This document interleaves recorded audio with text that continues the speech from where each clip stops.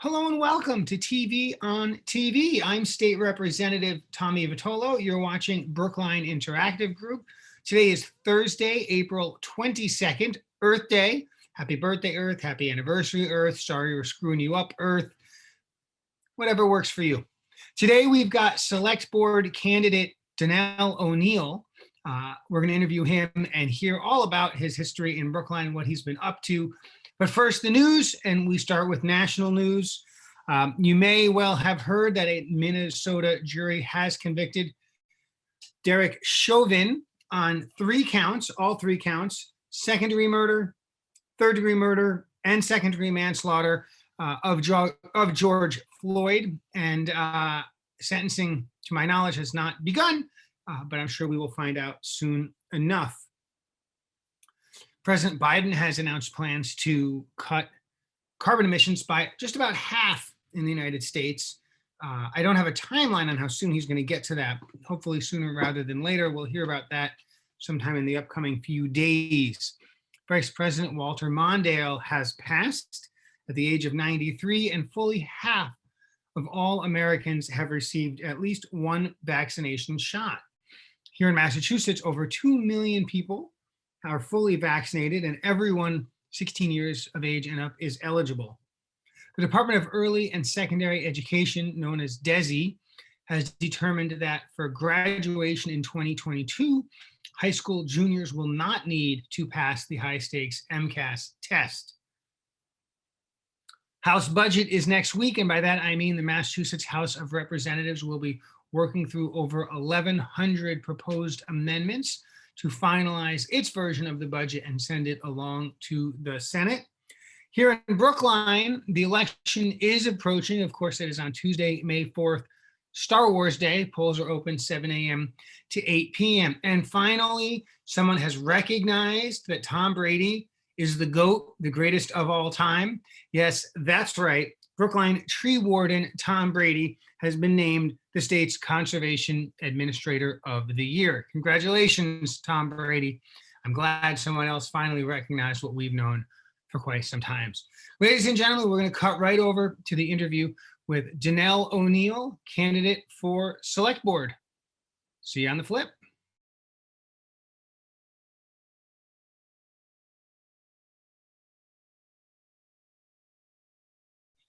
And as promised, we've got Select Board candidate Donelle O'Neal with us today. He's the last one we've been able to get to, but you're going to be glad you waited. Donelle, thanks for coming on the show.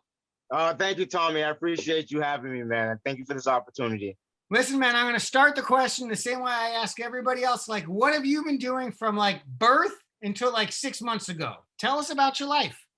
Whoa. So I'm 41 years old. I'm a long life resident here in town. I went to Pierce School, so I'll say Pierce Pride. Get that out there. Like I said, I've lived in my whole entire life. I actually worked for the town, for our DPW, for our highway sanitation department from 2001 to about 2008 till I resigned. If we talk later on, I can give you a better detail why I resigned, but I resigned. I'm currently a CNA for Spalding Rehab Hospital, and I do like telemonitoring, and I'm on a pulmonary unit. But I'm the only candidate who actually grew up in this town and went to elementary school here, went to high school here, still have a relationship with folks that went to high school here with, and there's really not that many of us here left that actually really involved in town. So I feel fortunate to still be able to be here and raise my two young beautiful sons here. Like I said, I have a 16-year-old who's a sophomore BHS and a 6-year-old who's on a autistic spectrum, who's at the RISE program at Heath School in kindergarten, which I'm very grateful for. So I like him, and I apologize if Dante comes out and makes a cameo. So growing up here in town, Tommy, like I would say, you know, I'm the chocolate chip in the cookie here, okay? Because that's what it kind of really felt like. Um, e- I'm not gonna say I had a hard here and tough, but there was obstacles that I know if I were somewhere else or a different color or in a different social class or you know I I wouldn't have had to go through. You know, for example, even resigning from the DPW, I didn't want to do that. So Tommy, I've experienced some things here in town that I know the other select board members haven't, and it shows like they haven't shown any empathy for residents here in town over the years, especially when folks are speaking up and asking for the help, and they try to sweep things under the rug, or they just folks have been getting cut off on the microphone, white or black, and you know they didn't care. So I just feel it's unacceptable. I was blessed to live in this wonderful town, um, past our location where we are. It's a wonderful place to live. The people here, we are a diverse community, and I've learned and I've been able to make relationships with many different people here in town. And you know, if I didn't live here, I would not have been able to do so. And you know, Tommy, like the I enjoyed I enjoyed I've been through the whole process as a resident of this town of Brookline, like I said, and even governmental wise, from uh, being in town meeting, serving and volunteering hours for over a decade. And then serving briefly on the advisory committee, which you know was a fight to do to get on. Um, and the frustrating thing is, Tommy, that folks, you know, folks feel invisible in town, and that's not okay. The you know we all should be visible here in town. We all matter here in town, and it feels like you know they folks don't want, uh, especially the marginalized in town to be visible, and it hurts because you know that takes away opportunities from folks in town who want a better life for themselves. I mean, most recently, like a couple of years back, I wrote a racial equity advancement fund resolution at town meeting, to take a portion of that money, the revenue from town, from local. I wanted the impact fee tax money, but from the local, up to 35% of local sales receipts, to put back into the community to help minorities in home ownership and you know Wi-Fi, um, entrepreneurship, owning being you know owning a dispensary in town, a minority dispensary in town. That you know using some of that marijuana money to actually provide opportunity, real opportunities for folks. That's not happening. And and when folks speak up, Tommy, you know, serving on the AC, I loved it. I actually loved it, and I'd always go back, if if need be. I should say that. But when I served on a AC and I spoke up on behalf of my neighbor who used to work for Sanctuary Medicinals, and his opportunities were getting taken from him, and he was asking for help from the town, and no one spoke up on his behalf. I did, Tommy, and then you know I got threatened with ethics violations from 2 police officers and then lawyers in town, and I just don't feel, um, because I spoke up, I shouldn't have been threatened. You know, because I serve on the advisory committee. You know, so that's another reason why I'm really I know the process. I've been through the whole process in town. I've seen where the bumps are, and I figured out how to speak to the people to smooth it out. So we talked a little bit about sort of where you come from and your experience. We deviated a little bit, but that was mostly what we were focused at. The next obvious question is, okay, so why the select board, right? It's not for the money, right? It's not for the fringe benefits, right? Why run for select board? Why is that where you want to focus all of your energy? Well, it's the executive branch, Tommy. It's the branch that, for one, I'll just say this: they're the police commissioners, and you know when people have spoken up about the police and certain matters, the select board they haven't been commissioners. They haven't spoken up on behalf of the people. I feel, and that needs to stop. The executive branch also, when it comes down to, and I'm sorry to keep honing on, keep talking about this new revenue we have, this cannabis revenue, but when it comes down to even the regulations and really obeying the law, when it comes down to host community agreements, and the receipts from marijuana, and where all that money is supposed to go, especially with the impact fee money, the extra deep police detail, and and to see it actually not being used correctly, no police detail at sanctuary medicinals one at that time or another. That's not okay. And like, I just feel the executive branch, who really help either help you in your life. I'm talking about the town, help raise you up by it be communicating with you, being transparent about the process of town, reaching out to folks to be on boards and commissions, but really having that communication is not there with the executive branch. And the decisions that the select board makes affects people's lives today, right away. It's not something that happens later on in life.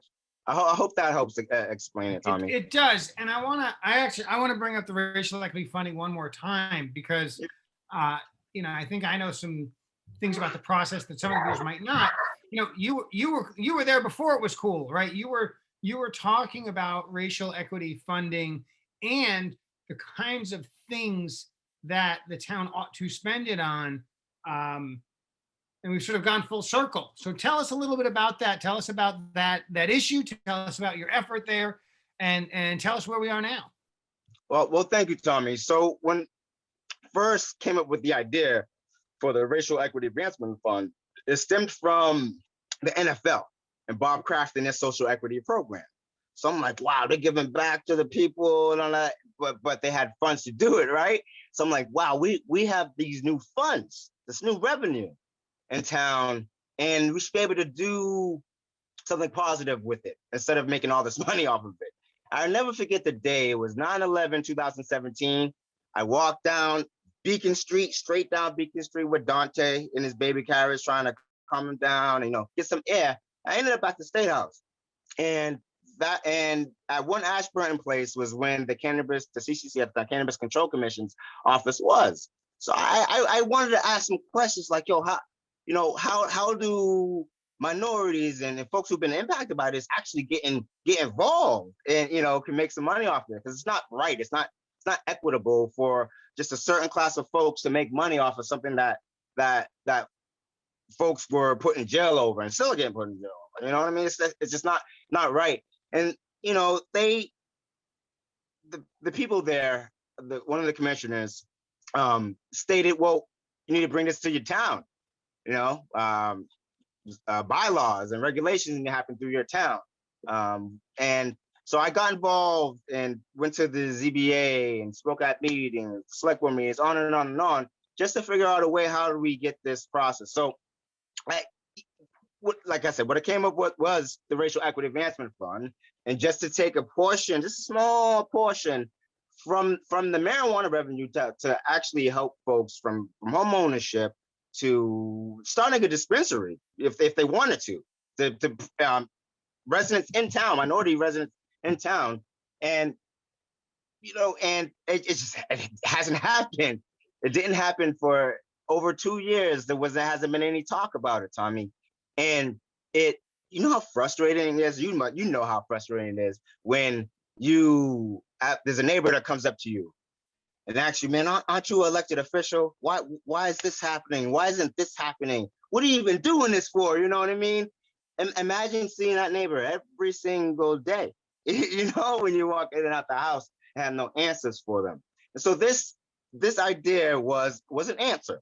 This is what we can do as a town to show that, first of all, that we love you, and that we care about you, and if we want to see you, we want to be able to give any opportunity that we can to for you. And so this was an idea to bring opportunities. Some people might call it reparations, whatever, but it's really an opportunity to help folks advance financially in town any way they can. And so that's the reason why I wrote it. But now we have a stabilization fund. Okay, where now all of a sudden there's about $500,000 in there. People are right now have been talking about it, about where that money is going to go. And so that discussion is happening. There's warrant article 28 that's coming up for special legislation to have the racial equity advancement fund money be spent a certain way, but using that money through the impact fee money instead of, let's say, local receipts, but actually a warrant article. So it'd have to be a home rule petition. The state would have to agree. You know how that works, Tommy. And we can get it going. So finally now we're getting that ball rolling, and it feels great. I really see promise in this, and it's actually helping folks, and really what opportunities now. So I'm excited about Tommy. I know we have to vote on this at town meeting for special legislation, and I don't see town meeting saying no to this, because it's all about opportunities. We've already voted for it once, So thank you. Yeah. So, you talk about seeing people who maybe others in town aren't seeing, and hearing people whose voices aren't being heard. Can you expand on that a little bit? Tell us about how Select Board member Donelle O'Neal is able to elevate those voices, able to make sure that those members of our community are seen. What are you going to do to make that a reality? So thank you, T. So what I found hardest is our community is made up of folks who work in this community as well, and folks who live in this community, And personally, I felt when I worked for the DPW that no one who worked for the DPW really knew how our town operated and ran, and although Bobby Allen, okay, would make a cameo, right before July, July, the fiscal year, for town meeting, and would talk to have the whole DPW around and talk about the budget, and ask the DPW there, like, any questions. Okay, so you had the water department there, you had the park department, you had the highway and sanitation, and folks had an opportunity to say how they felt, what was going on in mind, how they were feeling with the equipment and hours, and that ever since Bobby left, I don't recall that ever happening. There's been that miscommunication. Now, by the grace of God, I've known Erin from the DPW for forever, since she became the DPW, and she's always been accessible. And I mentioned that talk to her, and it was like, I don't know, over 20 years ago was the last time we had something like that. And I'd like to bring that back for the DPW, for the firehouse. Like, I didn't even know, Tommy, after speaking with some of the fire folks, that cancer in the firehouses, okay, and and the upgrades on how bad and needed that we need, our firehouses need to be upgraded, especially 5 and, well, really 7, but 5 and 7, and having talks with the fire department and folks on the firefighters. I grew up with some of those same firefighters, that went to elementary school with me, the high school, the 09, and we still talk. And to know that the firehouses are so messed up, and the situation, how it's even, I'm not saying ours specifically, but firehouses causes cancer has been a thing, and no one really knows about it, until I reached out to the fire department, see what's going on, and I found out about it. I think we need to be listening more to the departments who actually help run the town other than the police department. Like we have the fire and we have our DPW and that need focus on as well. And I feel that hasn't been happening. So I hope I'm answering your question right. I think there's need to be more communication with the staff that gets our town, keeps our town running. So you mentioned that select board members are police commissioners, which is true. And you Mhm. talked about growing up in town and, still knowing folks who are civil servants who grew up in Brookline, who are working in Brookline. Yeah. And, no person can run for office today and not talk about policing. You're Yes. a Black man who grew up in this town. Yeah. I got to say, talk to me about policing. What's working, what's not working, where are the real issues? Where are people getting it wrong? Where is the police department getting it wrong? I don't expect a dissertation. I don't expect you to have all the answers, but I know you got some opinions and I want to hear about them. Thank you, Tommy. So yes, like I said, I've grown up with some of these police officers here and their families, okay, and even Black officers, new officers. So there was a time at town meeting, I forget what we were talking about in the budget, and there was a debate at town meeting, and some folks wanted some of the money from the new hires of the police to go to, I want to say it was housing, or I forget what's the food bank, right? And I couldn't do it, Tommy. Okay, I didn't want to vote that way because I knew these, and this was before the whole walk and talk conversation happened. Okay, so I know some of these families. Okay, who, and I'll say her name, Felina Robinson. I know my whole life. Okay, and her son, who's as a new cop, we had fear that he would have lost his job. I couldn't have that on my heart and in my conscience, Tommy. And it felt like to have a familiar face that we know, and then I have a 16-year-old man and a 6-year-old Black man, to see a familiar face or someone that grew up in this town was better than not having that there. Tommy. So and that's why I voted the way I did, to keep that money there for these officers. And I caught some flack for it, okay, Tommy. But I want people to see the bigger picture, and it comes down to our decisions affect everybody, and that decision would have affected someone from this town who's lived here in a long time, and I couldn't risk it. So the body camera discussion, Tommy, at town meeting, I wrote a warrant article 6. I tried to go off the pilot program from Boston and try to incorporate it here, just to protect everyone in town, from citizens to police. And what town meeting is, it is. It's about a debate, having a debate and a discussion on what we want to see happen in town. And I regret, and I'm going to say this to you, Tommy, that I actually pulled that discussion off the table now, because we're not talking about it. We're discussing things like the walk and talk program, and then the select board is saying we're going to recommend the walk and talk program back to Brookline Housing, and that's something that they should have done a long time ago. And then with the school resource, Tommy, the select board wants to bring that back to the housing.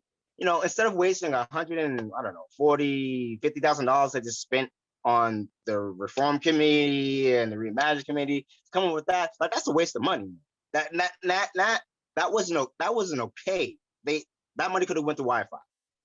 So like the police, I've had my interactions with the police, good and bad, growing up here in town, and I've learned to live.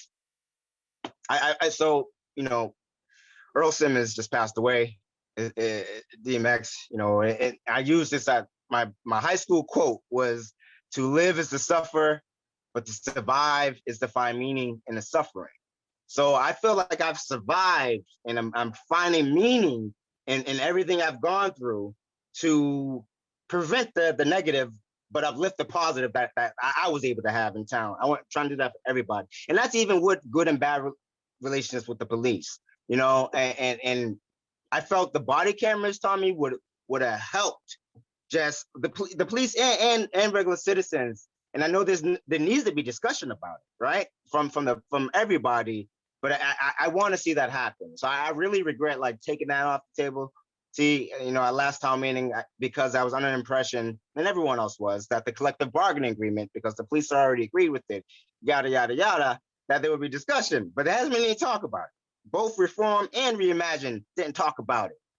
So it's like, I feel as a select board member, so I served on personnel I served on the AC. My subcommittees was public safety and personnel. Janice Kahn was the chair for public safety, and I learned so much from Janice on the process and the relationships with the police, and how do we expand the trust? How do we get the trust back with the people in it? And it's all about. I feel more if I when elected May 4th, I would try to have more public hearings in regards to police relationships and what I would ask the police department to really have some public hearings, man, just to have the public weigh in on some things that are on everyone's heart and mind. There's no public discussion.